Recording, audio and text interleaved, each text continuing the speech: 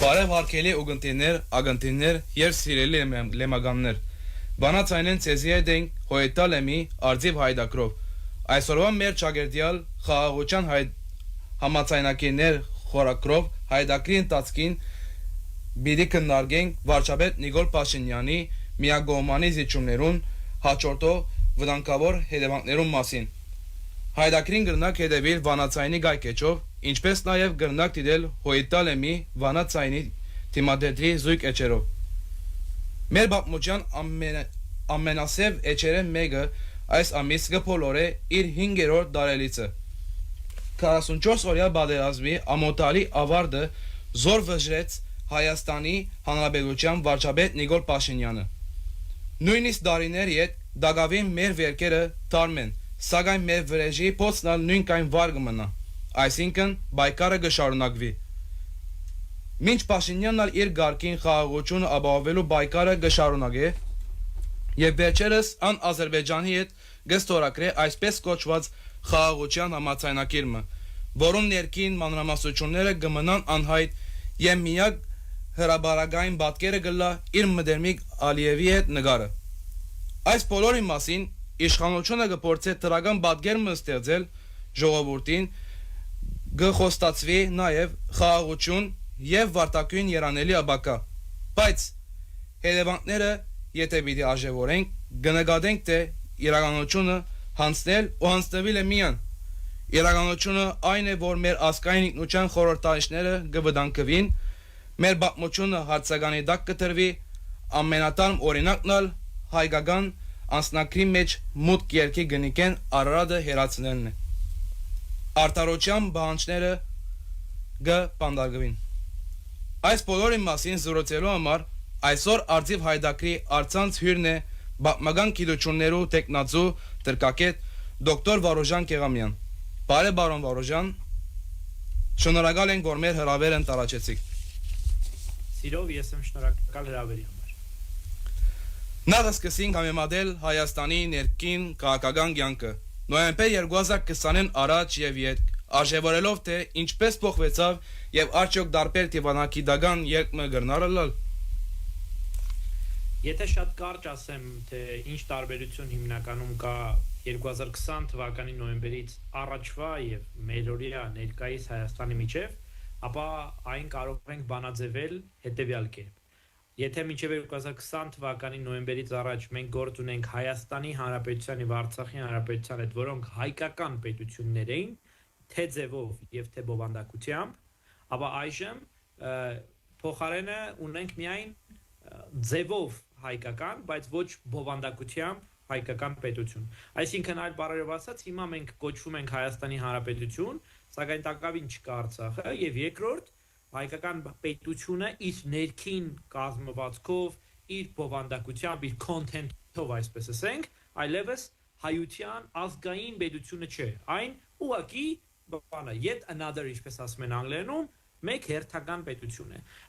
Եվ պատահական չէ, որ ազգային կրթությունը այլևս փոխված է, կնիքի վրայից կհանեն Արարատը, փոխված են ազգային խորհրդանիշները, տարաբնույթ նմանատիպ միջոցառումներ են արվում, պետության ղեկավարությունը ասում է, որ մենք այլևս հայկական պահանջատիրությանը հետամուտ չենք եւ այլն։ Այսինքն սա օրինակ կարող է լինել, եթե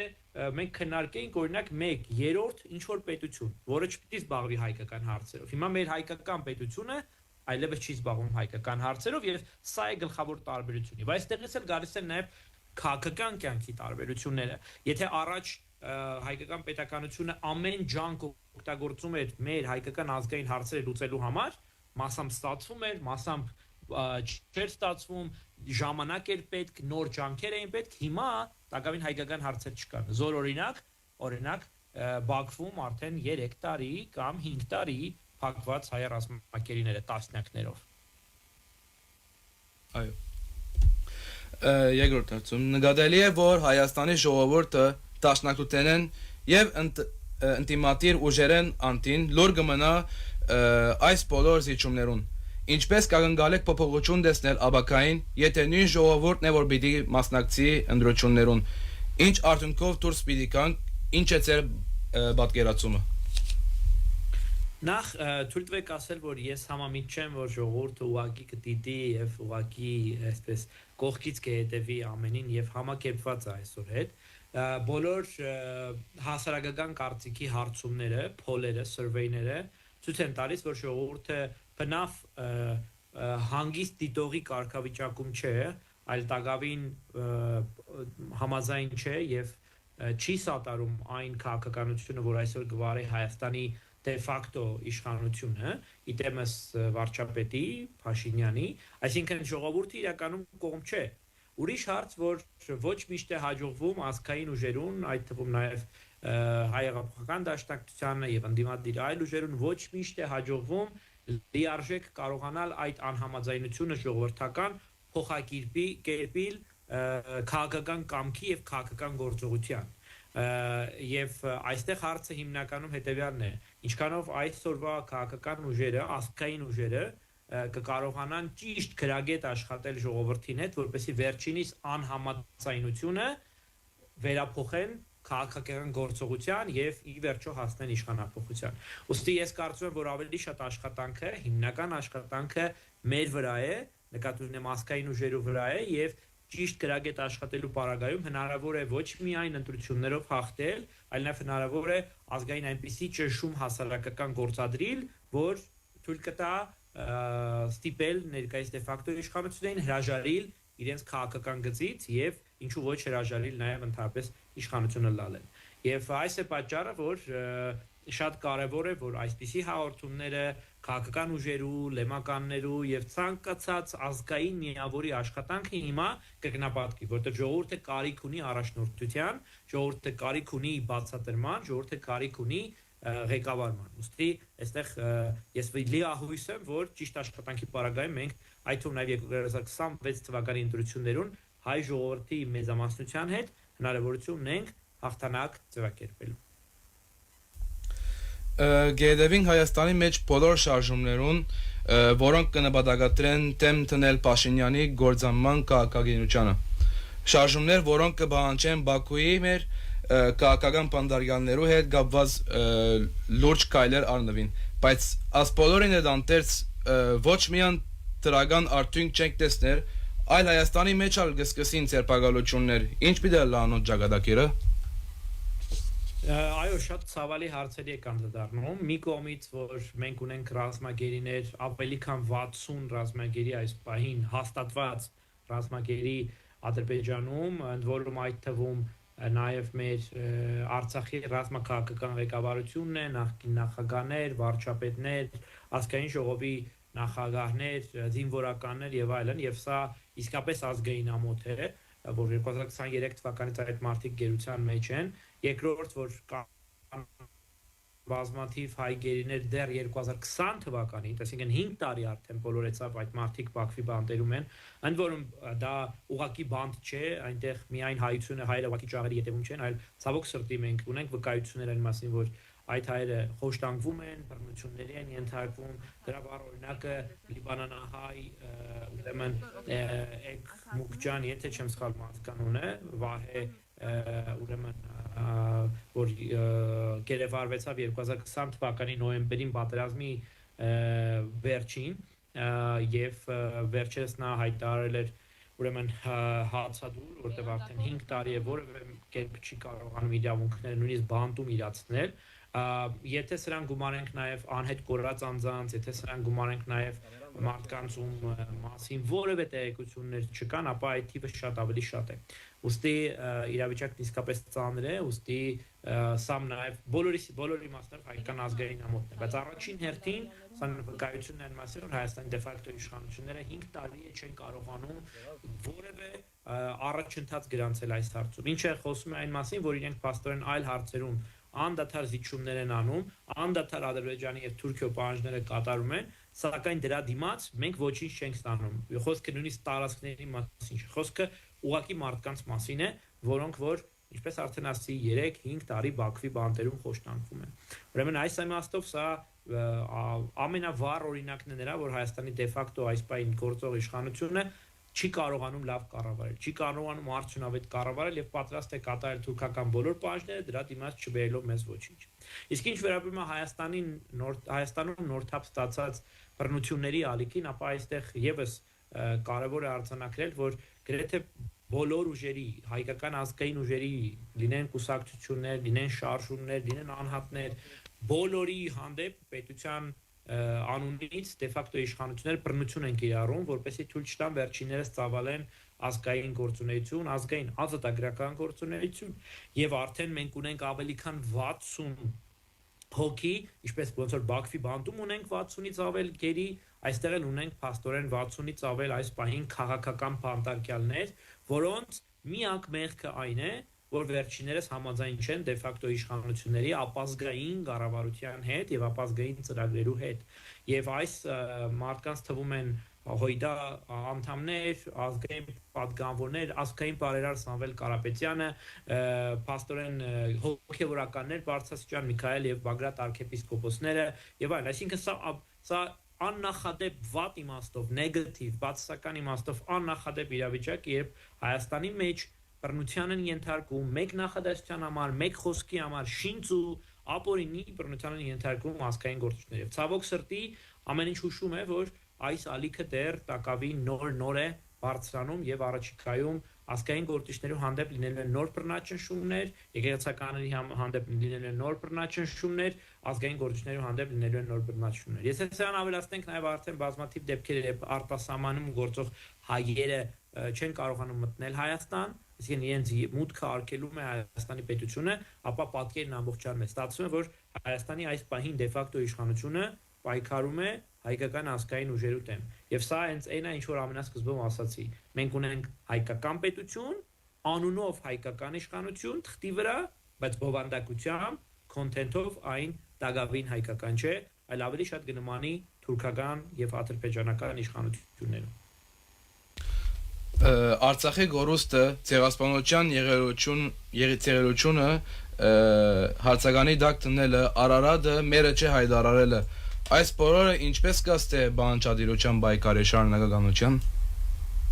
Ցավոք սրտի պետք է ասել, որ Հայաստանի պետությունը դարձյալ այլևս չի զբաղվում բանջարդիրությամբ, չի զբաղվում հայոց ցեղասպանության միջազգային ճանաչմամբ, ավելին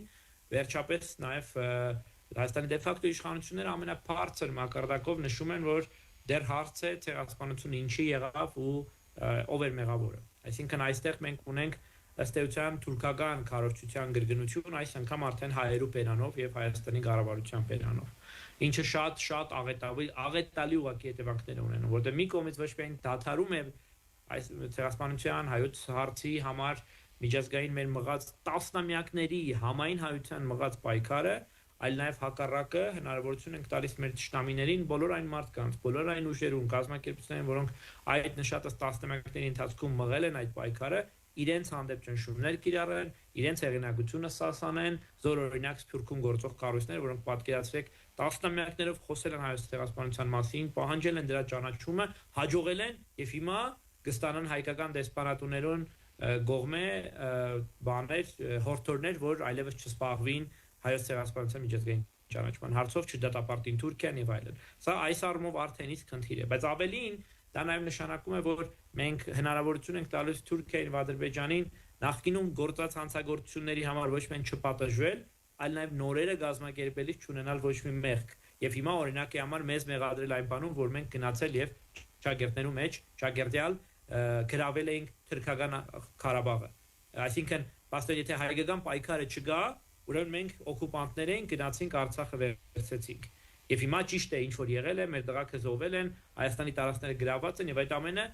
եթե այդպես շարժվին, ապա ստացվում է որ ճիշտ է։ Մինչդեռ սա թուրքական նորեն կառավարություն է, թուրք-ադրբեջանական տրամաբանություն է եւ դա անթույլատրելի ոչ միայն ունի բարոյական կողմ, այլ նաեւ քաղաքական հետևանքներ։ Ուրեմն հայոց ցեղասպանության պահանջատիրությունը, հայկական պահանջատիրությունը ընդհանրապես դա հայկական արտաքին քաղաքականության զինանոցի քիչ մնացած գործիքներից էր, որոնցից հիմա գամովին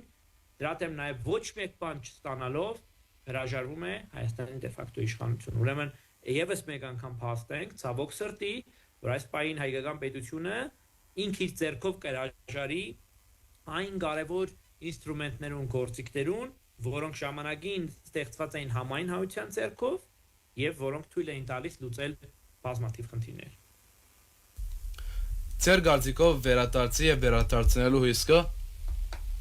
Անշուշտ կա, եթե չլիներ, ապա Ադրբեջանը եւ Թուրքիան այսչափ ճնշում չէին գործադրիր այս պահին հայության վրա, որպեսզի վերջիներս ստորագրեն տարբեր թուղթեր, հրաժարին ԵԱՀԿ Մինսկի համախումբեն, հրաժարին տարբեր իրավական կողմերը Արցախի հանդեպ, պահանջում են փոխել սահմանադրությունը, որտեղ նշանակում կա Արցախի։ Ինչու են այդ անում, որովհետեւ գիտեն, որ հնարավորություն կա ազգային իշխանություն Հայաստանում լալու պարակային, հնարավորություն կա նորից պայքարելու եւ հաջողելու հայության համար։ Ոստի հիմա պետք է քանի Հայաստանը թույլ է, քանի Հայաստան ունի թույլ իշխանություն եւ քանի Հայաստանում ապազգային պաստորեն կառավարում է, օգտվել այդ անգլերենում ասում են window of opportunities, հնարավորություններու բադուհան, օգտվել այդ բադուհանեն, վերցնել ինչ հնարավոր է, որ երբ որ լինի նորեն ազգային իշխանություն Հայաստանում, այլևս այդ ազգային իշխանությունը լիքը գործիքներ են, բազմաթիվ գործիքներ են զրկված լա եւ պայքարն ավելի դժվարանա հայության համար։ Սակայն տակավին նույնիսկ այդ պարագային մենք ունենք հնարավորություն, մենք ունենք զորություն եւ այդ պայքարը նաեւ ունի իրավական հիմքեր, միջազգային իրավական հիմքեր։ Ոստի բոլոր նրանք, ովքեր կարծին, որ վերադարձի իրավունքից պետք է այլևս չխոսել, պետք է այլևս չբարձրացնել ան, փաստացի օգնում եւ օժանդակում են Թուրքիա եւ Ադրբեջանի կառավարություններուն, այլ ոչ թե ուրեմն փաստորեն օգնում են ազգային գործին։ Միայն թույլատնում են մեր դիրքերը, միայն թույլատնում են մեր ուժերը եւ միայն փաստորեն հեշտացնում եւ ուժեղացնում են Թուրքիա եւ Ադրբեջանի կողմէ իրականացվող հայության վրա ճնշումը։ Մենք գավադանք հետևալ խոսքին, միան զենքով գա հայոց փրկություն։ Ինչպես կպատկերացնեք այսօր Հայաստանի փրկությունը։ Ես կարծում եմ, որ Հայաստանի դժվարություններու մեծ մասը գալիս է նրանից ոչ թե որ մենք ունենք քիչ հնարավորություններ, ռեսուրսներ կամ ուժ, այլ գալիս է նրանից, որ մենք ունենք ռեսուրսներ, բայց մենք չունենք դրանց էֆեկտիվ արդյունավետ կառավարում։ Ոստի գլխավոր խնդիրը, որ հայությունը պետք է լուծի, դա արդյունավետ կառավարում ձևավորելն է, հայկական ազգային իշխանություն ձևավորելն է, իշխանություն, որը հետամուտ է ոչ միայն ճիշտ կառավարելուն, այլ նաև ճիշտ ուղղությամբ կառավարելուն։ Այսինքն, որ կառավարություն, որու համար Արցախը բեր չէ, կառավարություն, որի համար կա գիտակցում, որ հայոց պահանջատիրությունը էական գործիք է եւ դրական գործիք, այլ ոչ թե խնդիր է, եւ անբաժանով չէ, որ մենք ունենք Թուրքիայի հետ խնդիրներ։ Եվ այս է պատճառը, որ շատ կարևոր այս պահին մեր ամբողջ ուժը ուղղել նրան, որպեսզի նորեն Հայաստանում լա ազգային էֆեկտիվ արդյունավետ կառավարում։ Ադոր ետքը եւ որ ունենանք ազգային կառավարություն, մենք կարողանանք խոսել արդեն հայկական ուժերի համախմբման, սփյուռքում հայկականության ամրապնդման եւ դրա հենքի վրա հայկական պետական տարբեր ինստիտուտների, կառույցներու ուժեղացման մասին, որոնցից ամենագլխավորը այն է, ինչ որ դուք հիշատակեցիք, զենքին, այսինքն բանակի զորությունն է։ Թուրքիա եւ Ադրբեջանը հասկանում են միայն մեկ լեզու, զենքի լեզուն, ուժի լեզուն։ Եվ նույնիսկ եթե առաջին հայացքից թվում է, որ իրենք շատ ավելի մեծ են, ավելի շատ մարդ ունեն, ավելի շատ փող ունեն, ավելի շատ զենք ունեն, միևնույն է, երբ որ դիմացինը եւ սա ասում է միջազգային հարաբերություններու դեսությունը, եթե դիմացինը ցույց է տալիս մինչև վերջ պայքարելու կամք, այսինքն այն ինչ որ կոչվում է deterrence, դիմադրողականություն, այդ պարագայում դիմացինի մոտ, այսինքն այս պարագայում հայության շտամիների Թուրքիա եւ Ադրբեջանի մոտ Հայաստանի վրա հարձակվելու, Հայաստանին ճնշելու հնարավորությունները նվազում են, այսինքն պակսում են, հնարավորությունները ավելի քիչ են, որտեղ իրենք գիտեն, որ ուղղակի չեն գալու ուղղակ թուղթով, ոնց որ այսօր 5 տարի առաջ վերցրեցին ուղղակի թղթով վերցրեցին Քարվաճարի շրջանը Արցախի, հրաշք շրջանը, ազատագրված Մոնթե Մելքոնյանի նաև ջանքերով, Ավոյի ջանքերով, իմիջայլոց այսօր Մոնթեի ծննդյան հերթական օրն է եւ փառք ու պատիվ իրեն եւ այլ ազատամարտիկներին, որոնք հնարավորություն են դարձրել հայության հաղթանակը Արցախյան առաջին պատերազմում, Արցախյան երկրորդ պատերազմում, ուրեմն թղթով կհանձնես ամեն ինչ, եթե չունես բանակ, եթե բանակը պատրաստ չի կռվել։ Ոստի ազգային կառավարություն ձևավորելու յետ առաջին եւ գլխավոր խնդիրներից մեկը լինելու է նորից հայկական ամուր զինված ուժեր ձևավորելը, ոչ թե այն կրճատել, այլ ճիշտ հակառակը մեծացնելը։ ոչ թե ասել, որ Ադրբեջանի հետ մենք թղթով ենք հարցերը լուծելու, այլ պատրաստ լինել զենքի ուժով պահպանելու եւ պաշտպանելու հայկական պետականությունը։ Միայն այդ պարագայում մենք իսկապես հնարավորություն ունենք ունենալու խաղաղություն։ Հակառակ դեպքում զիջումները, concessions-ները, շտամու պահանջները կատարելը ոչ թե բերում է խաղաղության, այլ բերում է նոր պահանջների, նոր ճնշումների եւ դրանց դիմադրելու հնարավորությունների պակասման։ Ուրեմն, ինչպես դուք նշեցիք, ձեր ասացվածքը միայն ուժով կա հայրենիքություն, դա ճշմարտություն է ոչ միայն 1900-ականների ֆիդայական շարժման կամ առաջին հանրապետության համար, այլ նաեւ ճշմարտություն այսօրվա համար, հայկական պետականությունը ամուր կարող է լինել միայն զենքի ուժով։ Ուստի ազգային կառավարության գլխավոր խնդիրը եւ ազգային ուժերի, սփյուռքյան ուժերի գլխավոր խնդիրը լինելու է այդ ուժը ապահովել, այդ ուժը կազմակերպել։ Վերջապես, ինչ է երիտասարդական ձեր գոչը։ Առաջին հերթին չհիասթափվել, առաջին հերթին չմտածել, որ ամեն ինչ, ինչպես ասում դուք եք ասում, լմնցավ ավարտվեց, այսինքն չի ավարտվել ոչ մեկ բան, պայքարը շարունակվում է, պայքարը հավերժական է, պայքարի հնարավորություն ունենալը դա առավելություն է, այլ ոչ թե թերություն, այսինքն եթե դու ունես միշն, առաքելություն ինչ որ բան անելու, դու պետք է երջանիկ լինես, որովհետև դու ունես կյանքում նպատակ, դու ունես շատ մեծ վեհ նպատակ, որի համար պետք է միշտ անել, անկախ նրանից այս պայն մենք այս դժվարությունների մեջ ենք, թե շատ լավ օրեր ենք ապրում, որտեղ միշտ պետք է պայքարել մեր հայրենիքի ամբողջ տարածքը վերականգնելու, մեր հայրենիքը ուժեղացնելու, աշխարհի ամենալավ տեղը դարձնելու համար, իսկապես։ Եվ դրանում գլխավոր ջանքը, գլխավոր դերը պատկանում է մեզ երիտասարդներից, ձեզ լեմականներից, բոլոր նրանց, ովքեր որ ասում են, որ Հայաստանը իրենց տունն է։ Եթե տունն է, տան գործերով միշտ են զբաղվում, չէ՞, մենակ չեն ասում, լավ, մի 2 տարի կզբաղվեմ, հետո կգնամ այլևս այդ տան հարցերով չեմ զբաղվել։ Ուրեմն շատ էական է, որ այս պահին մենք երիտասարդներս մեր ձեռքը վերցնենք նախաձեռնականությունը։ Մեզնից ավագ սերունդը, մեր մեծերը հաջողել են տարբեր փուլերում, օրինակ հաջողել էին 1990-ականներին Արցախյան պատերազմում։ Բազմաթիվ մեր եղբայրներ ու հայրեր Լիբանանից, Սիրիայից եւ այլ հայկական քաղաքներից կարողացել էին ժամանակին օգտակարություն բերել հայկական ազատագրական պայքարին։ Եվ մենք հաջողել էինք։ Հիմա այն ժամանակ իրանք երիտասարդներ էին։ Հիմա իրանք նման երիտասարդներ մենք ենք։ Ոստի շատ եթե հիմա մենք պարտվելու ենք հենց մենք երիտասարդներս, այլ ոչ թե մեր մեծերը կամ մեզնից փոքրները։ Ոստի շատ կարևոր հիմա արգելի ընկերներ, շատ դուք ակտիվ լինեք, ձեզնից շատ բան է կախված, մենք այս պահին բոլորս իրար կարիքը շատ ունենք, Հայաստանը ապրում է իր դժվարին օրերը, բայց մենք բազմաթիվ անգամ ենք տեսել այնպես դժվարություններ եւ հաղթահարել ենք, երբ որ բոլորս աշխատել ենք այդ ուղղությամբ։ Ոստի այն ինչ որ դուք անում եք մինչև 2020 թվականը, հիմա պիտի 10-պատիկ ու 100-պատիկ ավելի շատ անեք եւ այդ պարագայում մենք ունենք վստահություն, որ հաջողելու ենք։ Շատ լավ, շնորհակալ ենք բարոն Վարոժան այս հայեցազրույցին։ Ավարտին գշեշտենք, որ մեզի համար Արցախի հիմնահարցի էջը փակված չէ։ Թեև անցած են դարիներ եւ կգնկվի ճագերդյալ խաղաղության համաձայնագիրներ, սակայն մեզի համար այդ բոլորը չեն հանգեցնել խաղաղության։ Խաղաղություն գլամիան այնադեն, երբ Շուշին, Արթրուտը եւ մեր մնացյալ կրավյան հողերը դարձյալ մեր գլան։ Հետևաբար հաղթանակը բայկարը գրիվով եւ գրիվը զենքով այլ դրանք գոյություն չունի։ Այսպեսով հասած գլանք այսօրվա մեր հայդակրին ավարտին, հայդակրի արցանց հյուրներ բապնական գիտություններով թիմակ տեխնազո դերկակետ դոկտոր Վարոժան Հոյտալեմի եւ Վանացյանի թիմադերի զույգ էջերով գանտիվինգ դարբեր հաղորդումներով հետևեցեք մեր էջերոն սերտչուն